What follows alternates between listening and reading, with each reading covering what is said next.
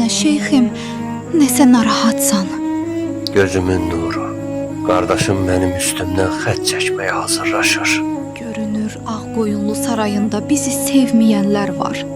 Və onlar Sultan Yaquba təsir etməyi bacarırlar. Ya da bəlkə Sultan qardaşın qorxur Aləmşah bəyin. Taxtından qorxur.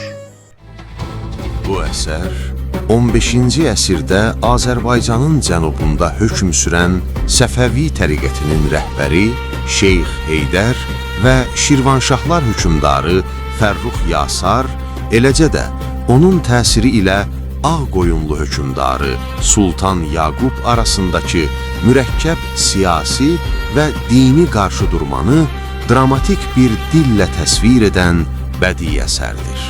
Əsərin bütün bölümlərini Qam Company kanallarında izləyə, dinləyə bilərsiniz.